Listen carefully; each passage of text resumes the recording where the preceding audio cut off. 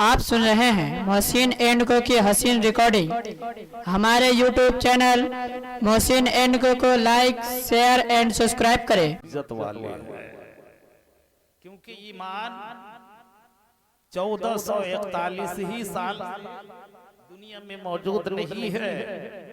इस्लाम 1441 ही साल से जो है दुनिया में मौजूद नहीं है। शरा अकायद में जो है लिखा है, जो अकायद की मोतबर किताब है, अल ईमान वल इस्लाम वाहिद, कि ईमान और इस्लाम दोनों एक है। ईमान और इस्लाम दोनों एक है, दोनों अलग अलग नहीं है। तो जब दोनों एक है तो उसी ईमान से लफ्ज मोमिन है। अब मोमिन की जमा मोमिनीन है। अब ईमान कब से है? जब से ईमान वब से इस्लाम। के हिसाब से क्या जैसे लिखा है कि अल ईमान वल इस्लाम वाहिद, कि ईमान और इस्लाम दोनों एक है, यानी जो ईमान है वही इस्लाम है, जो इस्लाम है वही ईमान है। हाँ?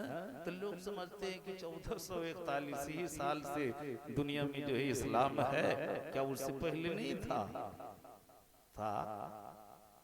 भाई कब से? हजरत आदम के जमाने से। लैसा लना शुरियत मिन अहद आदम इलल सुम्मा तस्तमिरु फिल जन्नति इल्ला निकाह वल ईमान, कि हजरत आदम की जमाना से अब तक जितनी भी इबादतें जारी हुई है, तमाम इबादतें यहीं तक रहेगी, इसी दुनिया मगर ईमान और निकाह दोनों ऐसी इबादत है जो हजरत आदम के जमाने से लेकर जन्नत में भी है। तो जन्नत में भी है, तो जब से ईमान वब से इस्लाम।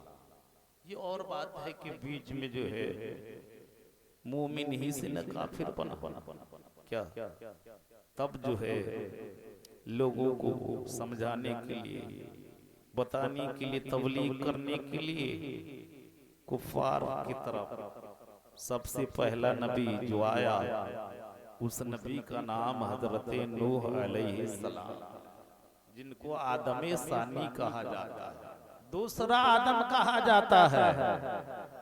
क्यों हजरत नूह को आदम सानी कहा जाता है?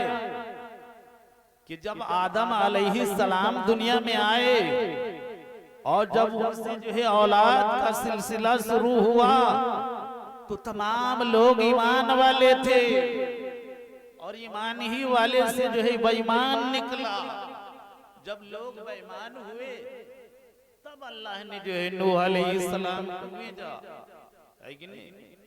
और भेजने के बाद नूह अलैहिस्सलाम एक दो दिन जो है अपनी कौम को नहीं समझाए, बल्कि मुसलसल दिन रात 950 बरस तक जो है तबलीग करते रहे। कितने दिनों तक? 950 बरस तक रात दिन समझाते रहे, तबलीग करते रहे, अल्लाह की बात पहुंचाते रहे। मगर 950 बरस में कितने लोगों ने हजरत नूह अलैहिस्सलाम की बात माना और ईमान लाया? सिर्फ और सिर्फ 78 लोग। कितने बताओ? एक नबी 950 बरस जो है रात दिन तबलीग करे, लोगों को समझाए, तो 950 बरस में 78 लोग सिर्फ ईमान लाए। और आज तो हम लोगों की उम्र क्या 950 बरस होगी? नहीं, ज्यादा से ज्यादा हम लोगों की उम्र 60 से 70 होगी। और अभी ये दौर कहतुर रिजाल का चल रहा है। बड़े बड़े जय्यद आलिम जो है कसरत से इंतकाल कर रहे हैं, अच्छे लोग दुनिया से जा रहे हैं, और अच्छों को जो है क़यामत आने से पहले ही चला जाना है। क्योंकि क़यामत जो है अच्छों पे नहीं आएगी, गलत लोगों पे आएगी। जब कोई जो है अल्लाह कहने वाला नहीं रह जाएगा तब आएगा। तो ये कहतुर रिजाल का दौर चल रहा है कि आज जो है मुफ्ती जहीर हसन कादरी अदरबी अलैहिर्रहमत, इससे पहले भी जो है मुफ्ती आजम कानपुर, मुफ्ती मोहम्मद अहमद अशरफ और भी जो है कई जो है जयीद आलिम इंतकाल किए हैं।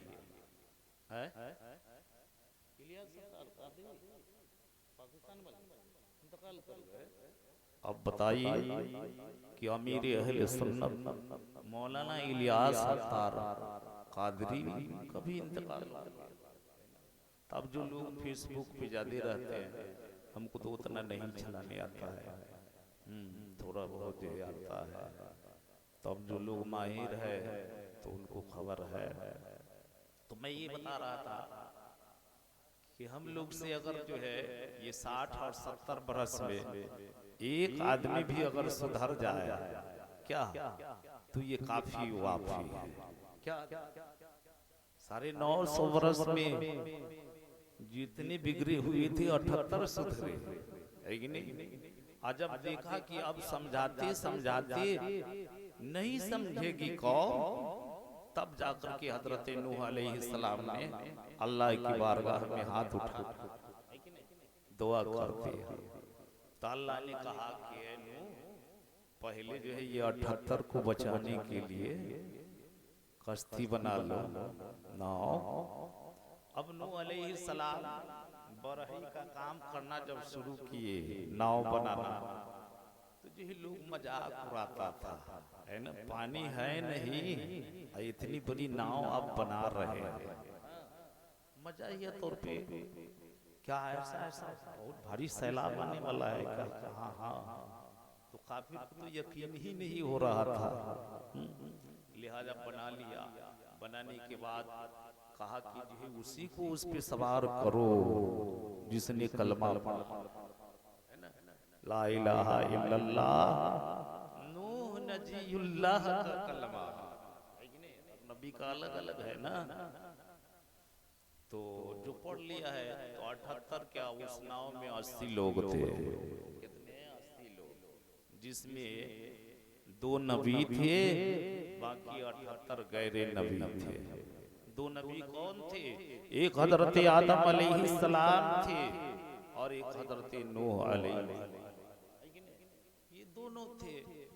अब ये 80 लोग जो है नाव पे सवार हो गए, बाकी हजरत नूह अलैहिस्सलाम ने जो दुआ किया था, ला तज़िर अलल अर्दि मिनल काफिरीन तय्यारा,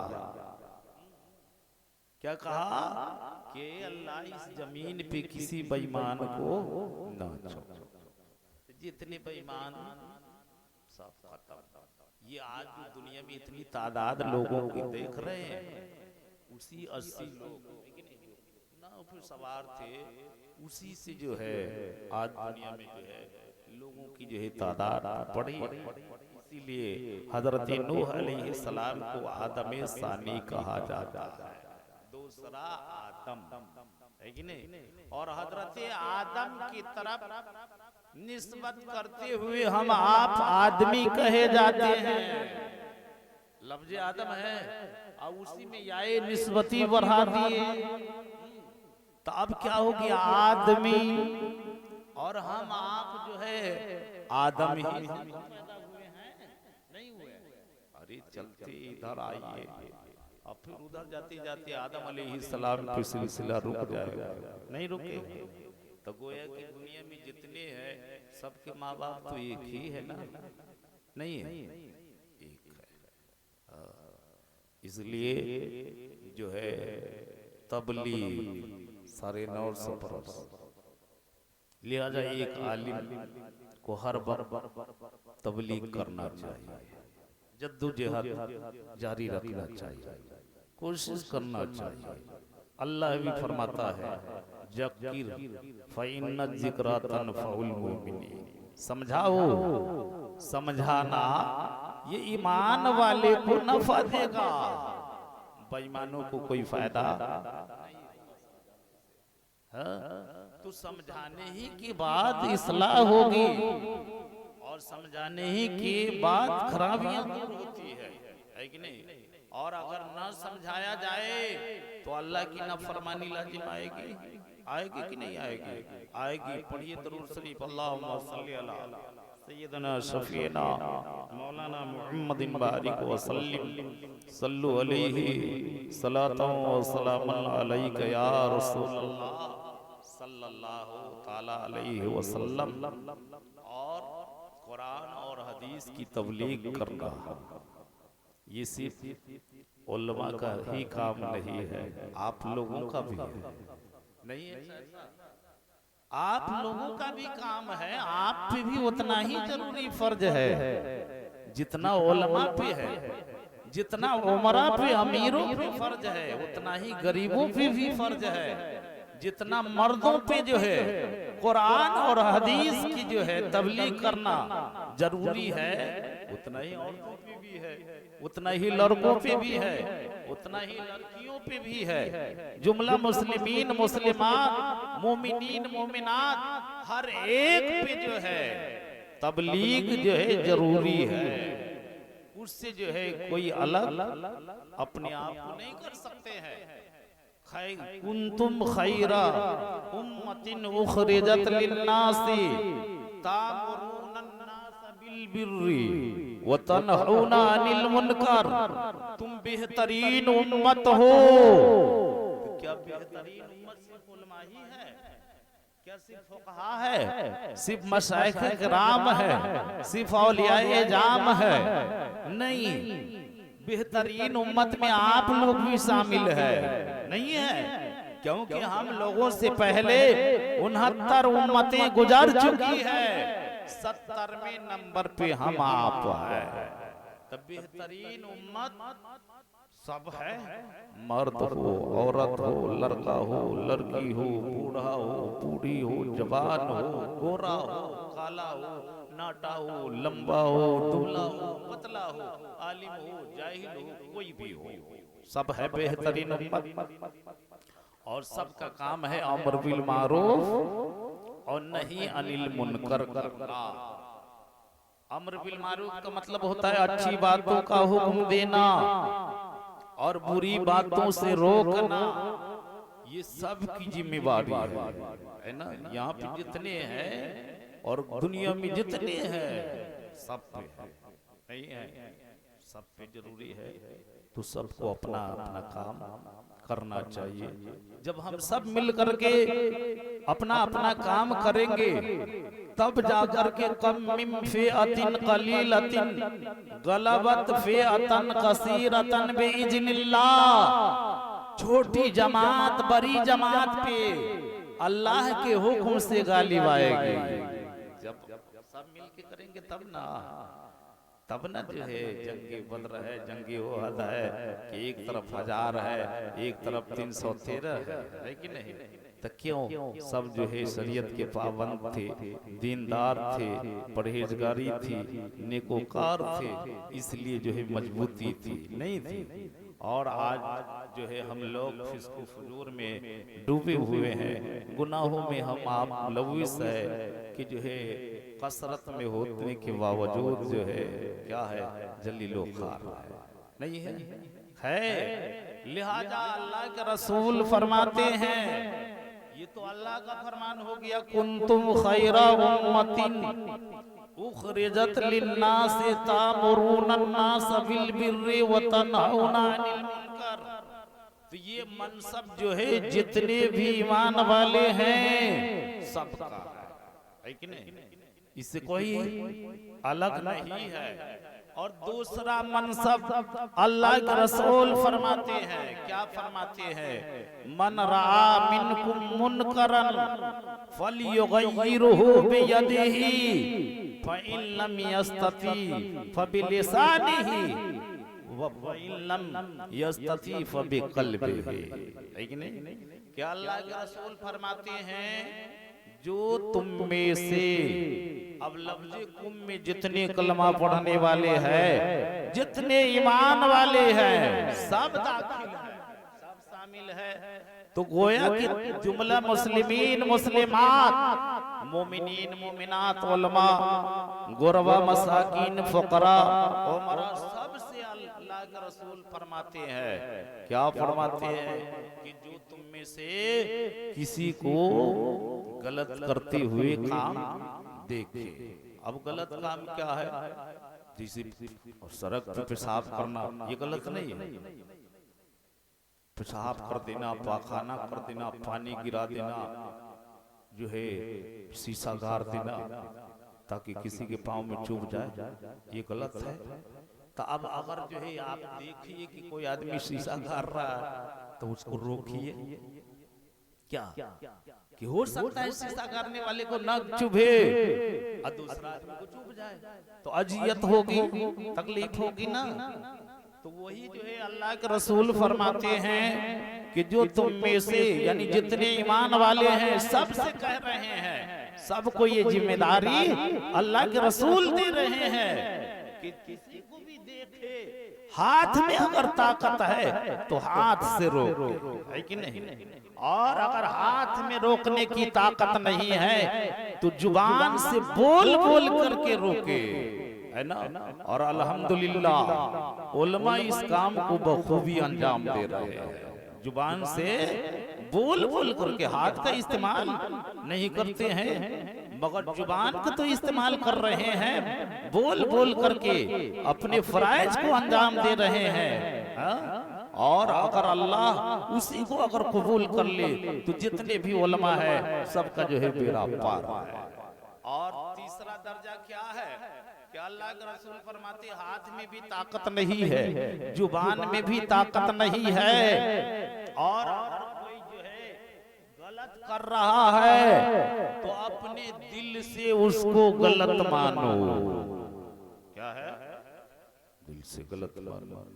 तो तीन दर्जा हो गया, हाथ से रोकना, जुबान से रोकना बोल करके, और अगर दोनों में ताकत नहीं है तो दिल से गलत मानना। ये सबसे जाफुल ईमान, ये सबसे जो है कमजोर हिस्सा है ईमान, यानी सबसे कमजोर ईमान वाला वो है जो न हाथ से रोक रहा है न जुबान से, खाली दिल से जो है गलत मान रहा है। और सबसे मजबूत ईमान वाला वो है जो जालिम को जुल्म से, है ना, और फासिको फाजिर को फिस्को फजूर से अपने हाथों के जरिए रोक रहा है, उसका ईमान जो है सबसे मजबूत है ना।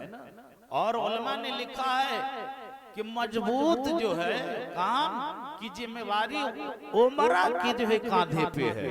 उमरा अमीर मालदारों की जिम्मेवारी है, क्योंकि मालदारों को जो ताकत व कुव्वत अल्लाह ने दिया है वो ताकत व कुव्वत गुरबा मसाकीन के अंदर नहीं है। तो जो जितना मजबूत है उतना ही आला काम उसको सौंपा गया है, उसको दिया गया है। और दूसरे नंबर पे जो है जुबान से रोकना है, जिसमें जो है उलमा है दूसरे नंबर पे, उलमा है दूसरे नंबर पे, और सुल्तान इस्लाम, बादशाह इस्लाम और उमरा इस्लाम पहले नंबर पर, और आवाम आम आदमी है कि नहीं, जो किसी काम की नहीं, उसकी जिम्मेवारी है दिल से। तो तीनों अगर अपना अपना काम करने लगे तो इंशाअल्लाह दुनिया में एक इनकलाब बर्पा हो जाएगा, नहीं हो जाएगा, और खोई हुई इज्जत जो है मैसर हो जाएगी, मिल जाएगी, जिल्लतो रुसवाई दूर हो जाएगी। और जब तक जो है उमरा उलमा आवाम अपने अपने कामों को अंजाम नहीं देंगे, इसी तरह जो है जमाने में जलीलो खार रुसवा होते रहेंगे। अब बताइए, हर बाद में भी चाय पी लीजिएगा क्या, अब सुन लीजिए कुछ देर और उसके बाद खत्म कर देंगे, है कि नहीं। अब उसमें क्या होता है, उठक बैठक में निजाम दरहम बरहम हो जाता है, बोलने वाले की ध्यान इधर उधर मुंतसिर नहीं हो जाता। होता है कि नहीं होता? कि आप लोग नहीं सुनना चाहते? अब हाथ उठाओ, कितने लोग नहीं सुनना चाहते?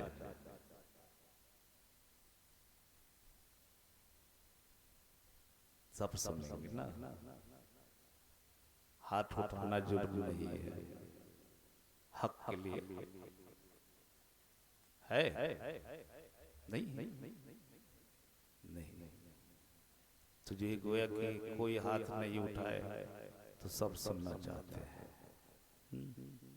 तुझे एक मर्तबा पढ़िए दरूद शरीफ, अल्लाहुम्मा सल्ली अला सय्यिदना शफीना मौलाना मुहम्मदिन बारिक व सल्लिम सल्लु अलैहि सलातु व सलामुन अलैहि या रसूलल्लाह सल्लल्लाहु। तो अभी जो है बोल के आप लोगों की जो है कुलुबो अजहान कुछ झंझोरा जा रहा है कि नहीं? अब उसके बाद फिर हम अपने असल गुफ्तगू की तरफ आते हैं।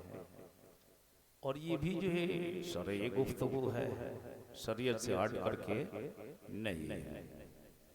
जब बताएंगे तब ना आप लोग को एहसास होगा और समझेंगे कि हमारी भी जिम्मेवारी, मौलवी साहब हर मौलवी साहब की बात कर रहे हैं कि जितनी जिम्मेवारी मौलवी साहब की उतने आप लोगों की भी है, उतने ही मर्द और सब की। लिहाजा सबकी जिम्मेवारी बराबर। तो ये शादी की महफिल है और तकरीर शादी की महफिल हो या वलीमा की महफिल हो या जैसी भी महफिल हो, तकरीर होती है इस्लाह के लिए, इसीलिए ना होती है। और इस्लाह होगी कब? कि अगर सारे लोग जो है नमाजी हो तो अब उसके सामने नमाजी की जो है खराबी बयान नहीं किया जाएगा। क्या अगर पूरे गांव ही नमाजी है, एक भी कोई बेनमाजी नहीं है, तो फिर बेनमाजी के ऊपर जो है तकरीर करना, गुफ्तगू करना मुनासिब नहीं है। अगर पूरे गांव के लोग रोजा रख रहे हैं, अब जो है रोजेदार के सामने जब पूरे गांव में रोजा रख रहा है, अब उसके सामने न रोजा रखने वाले को बयान किया जाएगा। हमारे कहने का मतलब है कि जब जो है सब ठीक ही रहेगा तो इस्लाह की जरूरत ही नहीं, तकरीर की जरूरत है नहीं। तो इस्लाह की जरूरत कब है? कि जिस चीज में खराबी पैदा हो जाए। अगर लोगों में खराबी पैदा हो जाए, नमाज पढ़ना छोड़ दे, तो अब जो है बेनमाजी के ऊपर तकरीर करके उसको समझाया जाए ताकि इस्लाह हो और फिर नमाज पढ़ना शुरू करे। अगर कोई रोजा रख रहा था, छोड़ दिया, शरीयत पे चल रहा था, छोड़ दिया, तो जो जो कमी होगी उसी के ऊपर तकरीर होगी, है कि नहीं? और जो कमी नहीं हो देख करके अरे हम बाद में पी लेंगे, बाद में पी लेंगे। हाँ जब ये पिया पी लेते हैं।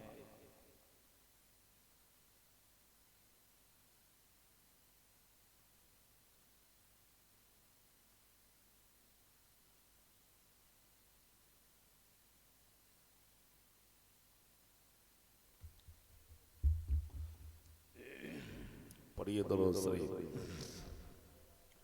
अल्लाहुम्मा सल्ली अला सय्यिदना शफीना मौलाना मुहम्मदिन बारिक व सल्लिम सल्लु अलैहि सलातु व सलामुन अलैका या रसूलल्लाह सल्लल्लाहु तआला अलैहि वसल्लम। हम भी इसी गांव के हैं, हम बाहर के नहीं हैं। खाली आप ही लोग हैं इस गांव सरखौली के, हम भी इसी गांव के हैं। मेरा भी वतन है सरखौली, सिर्फ आप ही लोगों का नहीं है। ये आप लोगों की गलत फहमी है कि सरखौली सिर्फ मेरा ही वतन है। जितना आपका वतन है उतना ही मेरा भी है। और ये मैं अपनी तरफ से नहीं कह रहा हूं, मदीने की सरकार की बात कह रहा हूं। वो कैसे कि सरकार फरमाते हैं मन तअहला बिवलदिन फहुवा मिनहु। कल शादी जिस गांव में करेंगे ना, वो गांव जो है इस लड़के का वतने असली हो जाएगा। क्या हो जाएगा? वतने असली। तब सब आदमी छोड़ करके ससुराल भाग जाएंगे, जमीन जायदाद क्या। तो कहा कि वतने असली, वतन ये वतन है आप लोगों का, आपका है भी, मेरा भी, किसी एक का नहीं है, सबका है। जो भी यहाँ पैदा हुआ है सरखौली में, सरखौली उन तमाम लोगों का वतन है पैदा होने की वजह से, और वतने असली है। और इस हदीस के तहत कि जिसने जिस शहर में या गांव मोहल्ले बस्ती में शादी कर लिया, वो भी उसी गांव, उसी बस्ती, उसी शहर, उसी मोहल्ले का है ना। लिहाजा इस हदीस के हिसाब से सरखौली मेरा भी वतन है, मेरा भी गांव है जितना आपका है कि नहीं। इस भूल भुलैया में आप लोग न रहिएगा कि खाली मेरा ही है, जहीर का नहीं है, या मैं इस गलत फहमी में ना रहूं किसी मेरा है आप लोगों का नहीं है। तो दुर्रे मुख्तार में लिखा हुआ है कि वतने असली तीन तरह से जहां पैदा हो गया, तो जितने लोग यहाँ पैदा हुए हैं सबका वतने असली सरखौली है। और जिसने यहाँ शादी किया है उसका भी वतने असली सरखौली है। और जिसने सरखौली को अपना गांव छोड़ करके यहाँ आकर बस गया है, जैसे हबीब साहब है, हलीम रैन साहब है, ऐनुल रैन साहब है, मुफीद रैन साहब है, अली रैन साहब है, गुलाम नबी रैन साहब है। ये लोग दूसरे गांव से आकर के सरखौली को अपना वतन बना लिया है, तब उनके लिए भी सरखौली वतने असली है, नकली नहीं है, फर्जी नहीं है। तो समझ गए, वतन तीन तरह से है, पैदाइश के एतबार से, शादी करने के एतबार से, और अपना घर बार सब कुछ छोड़ करके जो है जितने लोग यहाँ आ गए, जो है उसका भी वतन उतना ही है जितना पैदा होने वाले का है। और जितना पैदा होने वाले का है उतना ही शादी करने वाले का भी है, और जितना जो है शादी करने वाले के लिए है उतना ही वतन बना। इसी हदीस के तहत जो है मैं दुनियावी बात है कि नहीं कर रहा हूं। लिहाजा ये तो हदीस है। अब अल्लाह तबारक व तआला फरमाता है अनकिहुल अयामा, कि तुम शादी कराओ बगैर शादी वाले की। जो लोग तुम में बगैर शादी वाले जितने भी हैं, अल्लाह कहता है वो सबकी शादी करा दो। अब चाहे वो बगैर शादी वाले लड़का हो या लड़की,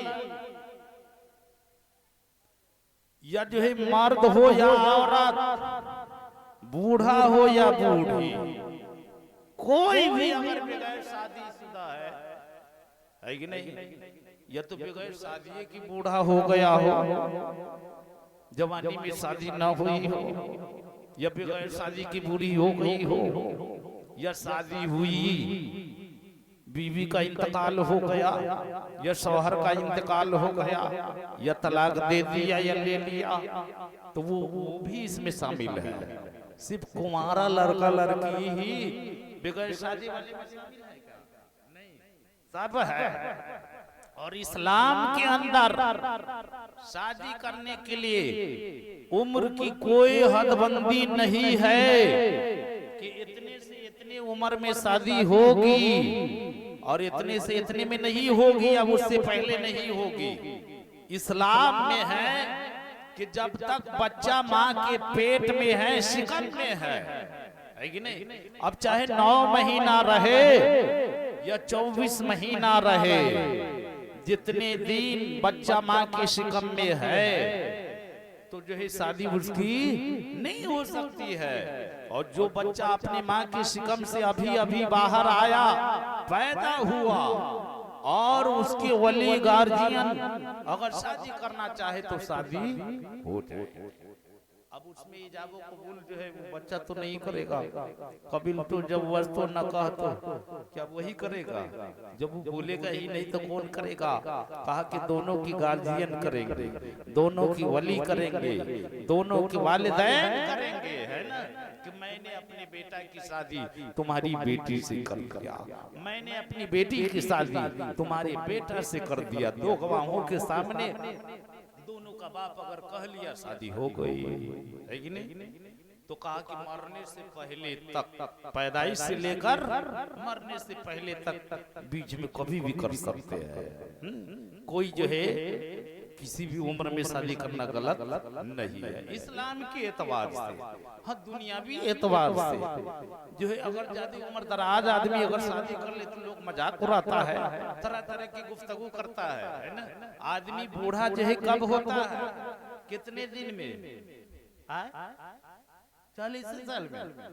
अभी 48 साल तक तो जो है जवान रहता है, आई करे बूढ़ा हो जाता है, 40 साल में बूढ़ा हो जाता है। अब हम बताते हैं हजरत इमाम अली रजी अल्लाह ताला अन्हु फरमाते हैं कि पैदाइश से लेकर 12 साल की उम्र तक, है कि नहीं, बच्चा कहेंगे उसको, या लड़की है तो बच्ची कहेंगे, ठीक है? और 12 साल से लेकर 24 साल की उम्र तक लड़का हो या लड़की, है कि नहीं, तो उसको क्या कहेंगे? लड़का और लड़की। 24 साल की उम्र तक लड़का लड़की, 12 साल की उम्र तक बच्चा और बच्ची, और जो है 12 या 36, है कि नहीं, 36 साल की उम्र तक पैदाइश से लेकर उसको कहेंगे नौजवान, नया जवान। क्या कहेंगे? नौजवान, नया जवान। और 36 साल से लेकर 48 साल की उम्र तक जो है कि इंसान को क्या कहेंगे? जवान। आई 40 साल वाले को कह रहा है बूढ़ा, 8 साल पहले बूढ़ा बना रहा है ना? और किताब में है कि नहीं? 48 नहीं मालूम है तो सुनेंगे गौर से तब ना मालूम होगा। ये जो है जहन का दरीचा खोल के रखिए तो इंशाल्लाह जो होगा। तो आज इसको जहन में बसा लीजिए ताकि जवान आदमी को बुढ़वा ना कहें। है कि अक्सर लोग को बुढ़वा कह दीजिए, बाल सफेद है कहे ओए बुढ़वा तो फायर हो जाता है, हम तुमको बुढ़वा नजर आ रहा है, तो इसी नौबत ना आवे। तो उससे पहले उम्र पूछ लीजिएगा कितनी उम्र है, तब जाकर के बोलिए। तो 48 साल की उम्र तक जवान है और 24 साल की उम्र तक लड़का और लड़की है। पैदाइश से लेकर 12 साल की उम्र तक बच्चा और बच्ची है ना? और 48 से लेकर कहां तक? 48 साल से लेकर 60 तक के आदमी को कोहल कहेंगे। कोहल का मतलब होता है अधेर उम्र वाला। क्या कहते हैं? अधेर। अधेर तो समझते हैं आप किसको कहेंगे? आधे उम्र वाले को। तो आप बताओ पैदाइश से लेके 60 साल की उम्र वाले आदमी को बूढ़ा नहीं कहा जाएगा या बूढ़ी, बल्कि जो है उसको अधेर कहा जाएगा। और ये मैं अपने घर से नहीं बोल रहा हूँ, कलयुगी से बोल रहा हूँ। कलयुगी एक किताब है, उस किताब के हवाले से बोल रहा हूँ। उसी किताब में लिखा हुआ है। तो आप बताओ 60 साल की उम्र तक अधेर है कि नहीं? तो अधेर उम्र वाला शादी नहीं कर सकता है? कर सकता है कि नहीं? और उसके बाद 60 से लेकर 80 साल की उम्र तक के आदमी को शेख कहा जाता है। अब आप लोग कहेंगे हम अंसारी है, हमको शेख बना रहे हैं। शेख का मतलब होता है बूढ़ा। शेख का मतलब, शेख अरबी लफ्ज है और उर्दू में शेख का माना क्या होगा? बूढ़ा। तो 60 से लेकर 80 साल, कितना हो गया उधर? 20 साल नहीं हो गया, तो वहां से जो है बूढ़ा है, 61 साल का हो गया बूढ़ा है, 62 साल का है बूढ़ा है, 63 साल का है बूढ़ा है, 64 साल का आदमी बूढ़ा है, 65 साल का आदमी बूढ़ा है, वहां से गिनते 80 तक चले जाइए तो वो बूढ़ा है। और 60 से लेके जो है नीचे चले आइए कहाँ एक तक, तो उसको जो है दर्जा बदर्जा हमने बता दिया। लिहाजा जो एक दिन का है वो उसकी भी शादी हो सकती है, और जो 80 साल का है उसकी भी जायज है, लेकिन नाजायज और हराम नहीं है, ऐब नहीं है। भला ही जो है लोग इसको ऐब समझता है, ऐब उसको कहा जाएगा जो चीज अल्लाह और उसके रसूल की नजर में खराब हो, और जिस चीज की इजाजत अल्लाह और अल्लाह के रसूल दे वो जो है कभी ऐब नहीं हो सकता है, होगा नहीं होगा। लिहाजा इस्लाम के अंदर जो है शादी करने के लिए जो है उम्र की कोई कैद नहीं है, किसी भी उम्र में जो है आदमी शादी कर सकते हैं, और शादी वही करे जिसके अंदर शादी करने की सलाहियत हो, ताकत हो। अगर कोई जो है 24 साल का है, 36 साल का है, 48 साल का है, 55 साल का है, 60 साल का है, मगर उसके अंदर शादी करने की ताकत नहीं है, सलाहियत नहीं है, तो फिर उसको जो है शादी करने की इजाजत नहीं है, उसको रोजा रखने की इजाजत है। क्या है? रोजा रखने की इजाजत है। अब शादी करने की सलाहियत, जैसे मान लो इन्नी नामर्द है, सलाहियत नहीं है, या जो है ऐसा अय्यास है कि नहीं, कि कमाता नहीं है, अपना भी पेट नहीं पाल रहा है, तो क्या वो बीवी का पेट पाल पाएगा? साल में 2 जोड़ा कपड़ा दे पाएगा? रहने के लिए घर दे पाएगा? जो दैन मोहर बांधा जाएगा वो दे पाएगा? नहीं दे पाएगा। अगर आप जान रहे हैं कि ये आदमी दैन मोहर नहीं दे पाएगा, बीबी के नानो नफका नहीं दे पाएगा, साल में कम से कम 2 जोड़ा कपड़ा भी नहीं दे पाएगा, तो उस इंसान के अंदर जो है शादी करने की सलाहियत, ताकत नहीं है।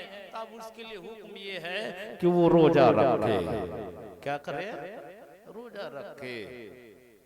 तो बुराई से लड़ने के लिए 2 हथियार है, एक शादी करना और एक रोजा रखना।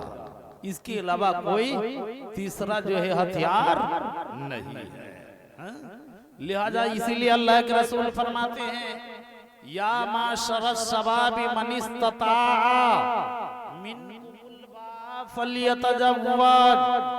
ऐ नौजवानों की जमात, ऐ नए उम्र वाले लोग, तुम में से जिसके अंदर शादी करने की सलाहियत ताकत है वही शादी करे, और जिस नौजवान के अंदर जो है शादी करने की सलाहियत ताकत ना है वो शादी ना करे।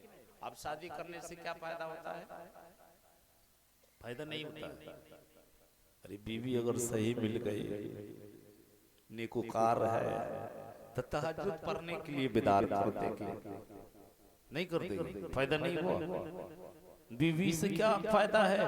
रमजान शरीफ के महीने में सबसे पहले बीवी न मिलती है, बिदार होती है, और सारा इंतजाम करती है, और शौहर को वही बिदार करती है ना। फजर के वक्त में नेकोकार बीवी जो है जगा देती है, तो ये फायदा नहीं है? तो कहा कि जो है शादी करने से जो है फायदा है। क्या फायदा है? फइन्नहु अगद्दु लिलबसरी व हसनु लिलफर्ज, कि शादी करने से इंसान की आंखों की हिफाजत होती है। क्या होती है? आंखों की हिफाजत होती है, और शादी करने से इंसान की शर्मगाह की भी हिफाजत होती है ना। न आंख का गलत इस्तेमाल होगा, न शर्मगाह का होगा, है कि नहीं? किससे? शादी करने से।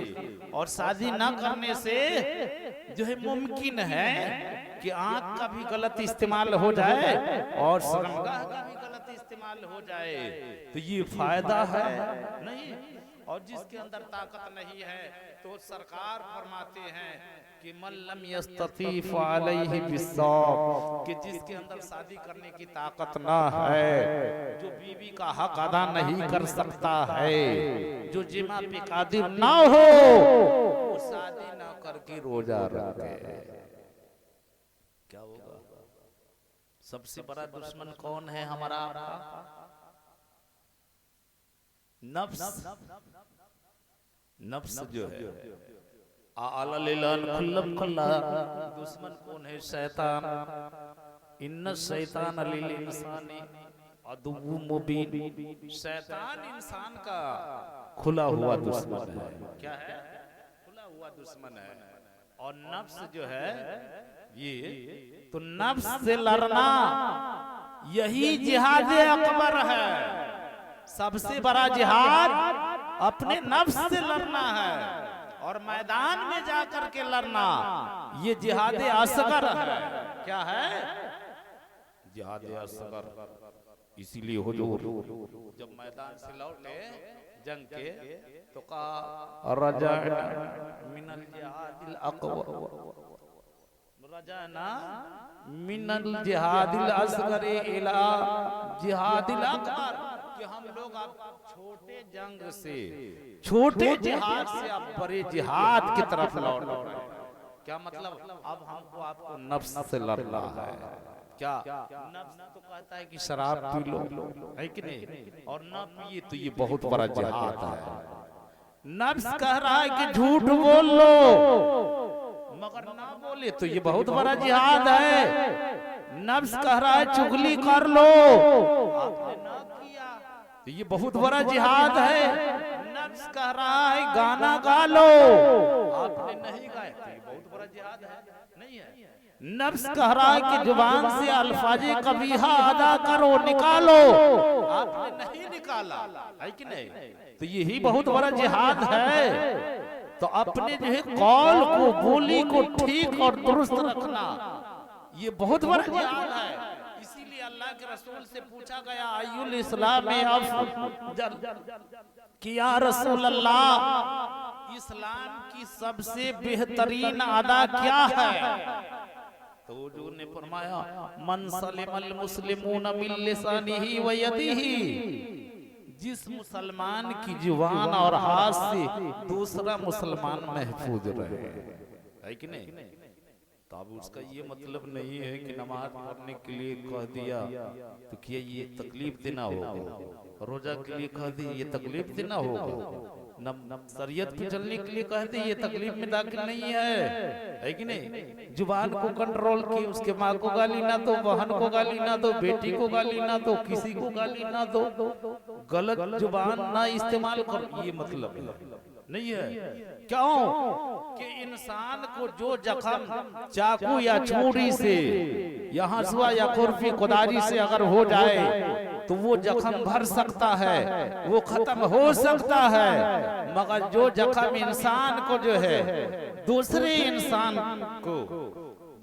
इंसान की जुबान से जो जख्म होता है वो जो है दुनिया जिंदगी में कभी नहीं भरता है कि नहीं? इसीलिए किताब में है जराहतुस्सियानिला यल्ताब, है कि नहीं? कि नेजे का जख्म भर जाता है, मिट जाता है, खत्म हो जाता है, मगर मा जराहल लिसान ला यल्ताब, और जुबान से जो है किसी को जख्मी अगर कर दिया तो वो जख्म कब्र में चला जाएगा मगर खत्म नहीं होगा। इसीलिए हुजूर ने फरमाया काहे कि जब लड़ाई झगड़ा होता है तो सबसे पहले आदमी जुबान का इस्तेमाल करता है, नहीं करता कि पहले पाँव का इस्तेमाल करता है, पहले जुबान उसके बाद हाथ, अब उसके बाद पाँव, और उससे पाँव से भी न हुआ तो फिर पूरे जिस्म की ताकत का इस्तेमाल करता है, पहलवान की तरह उठा के पटक देता है, ये नहीं होता है। तो दो चीज को कंट्रोल रखना है कि नहीं?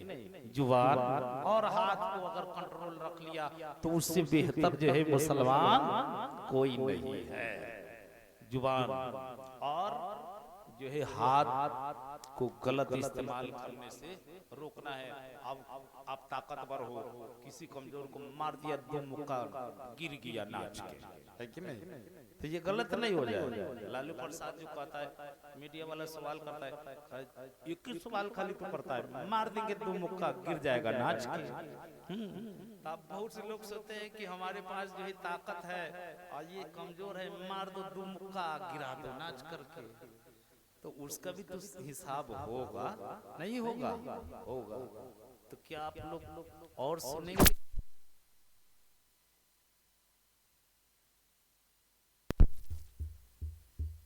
हेलो, भोज खा चुके हैं, मेरी भी दावत थी भोज की, मगर जो है मैं परसौनी चला गया बेटा को लेकर के, इसलिए नहीं पहुंच पाया।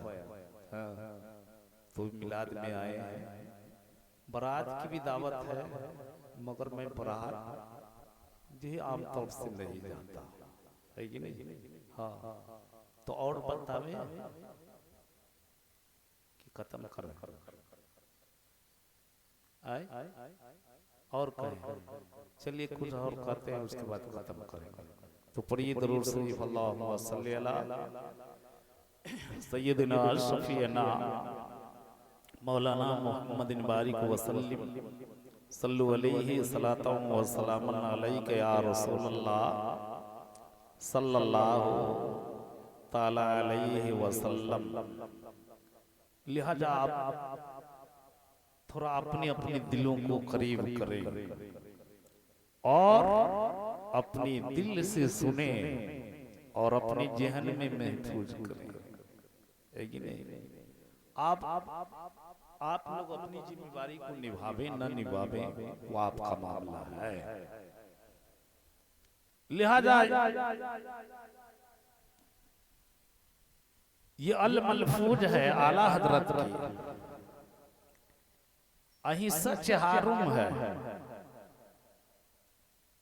इसमें जो है अल्लाह के रसूल एक आलिम की क्या जिम्मेवारी है उसको बता रहे हैं, और क्या कारनामा अंजाम एक आलिम को देना चाहिए, है कि नहीं?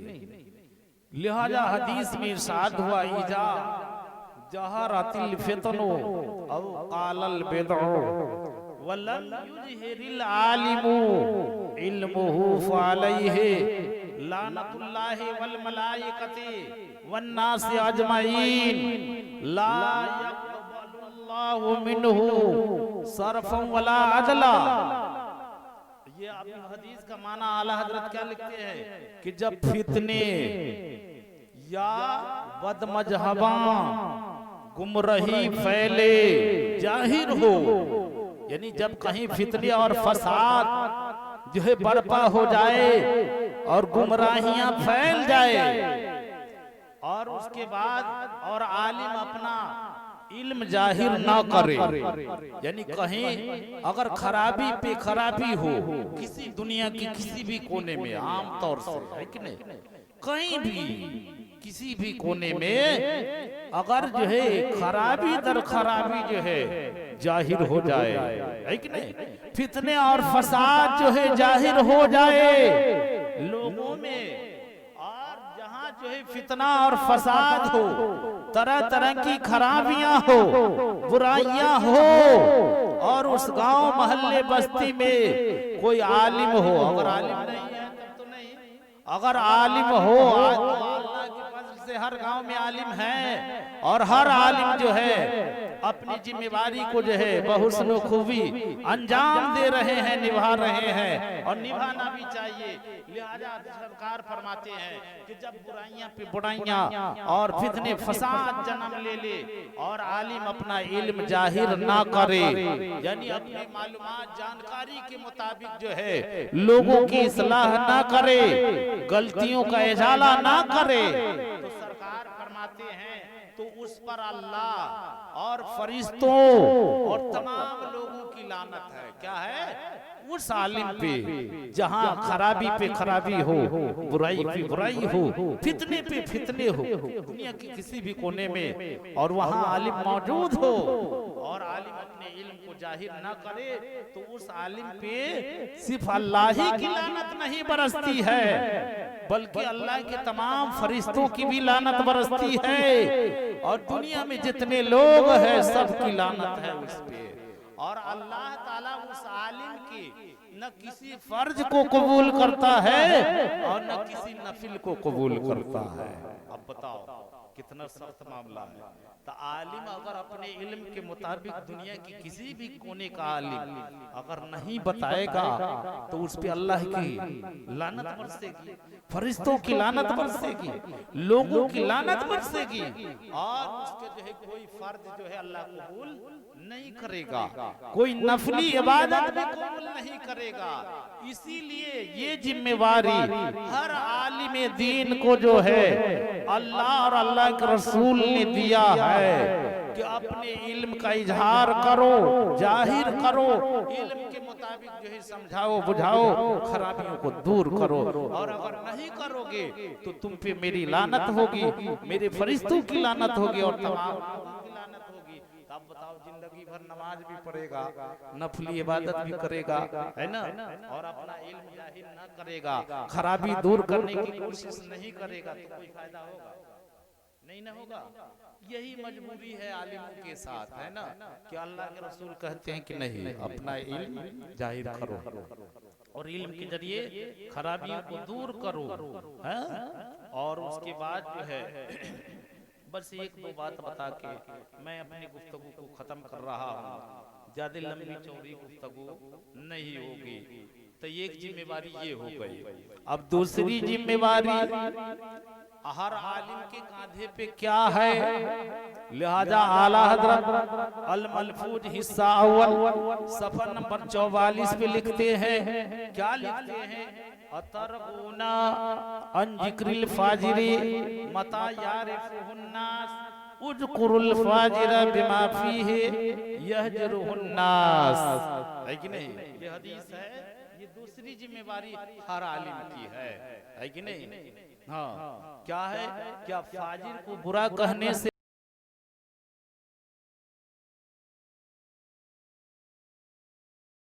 क्या फाजिर को बुरा